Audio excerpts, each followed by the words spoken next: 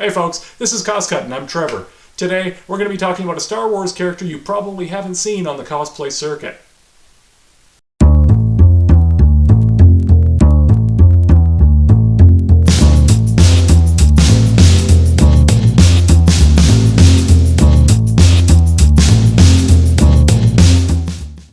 Alright, so we're going to talk about one of my favorite characters from the original trilogy of Star Wars.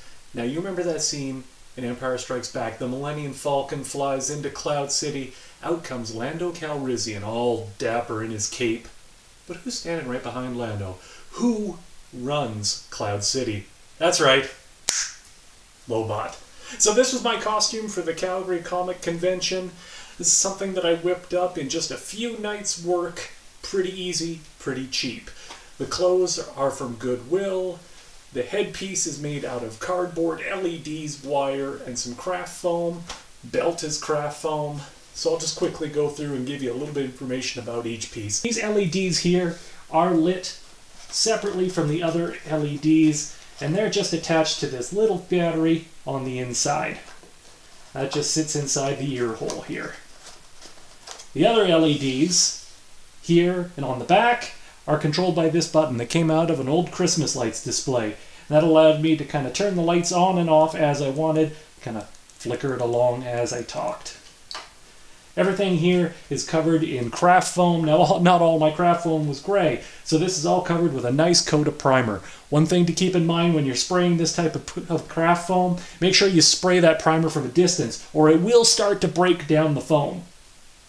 This is just a hard plastic shopping bag. Again, more craft foam here all the way around, as well as on the bottom. Here you can see some of the yellow is starting to wear back through on this.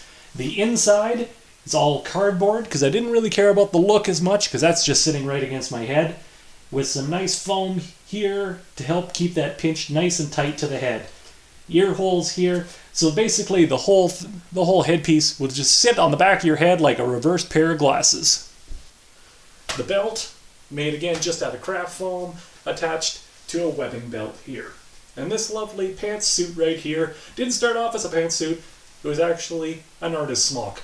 Had to cut a line right down the middle, turn that into pant legs, cut off the sleeves and sew that extra onto the bottom to make sure it went all the way down to my ankles. And then putting in this zipper in the back so that I can get in and out of the costume. Now, the shirt underneath, really simple. It's just an old yellow dress shirt.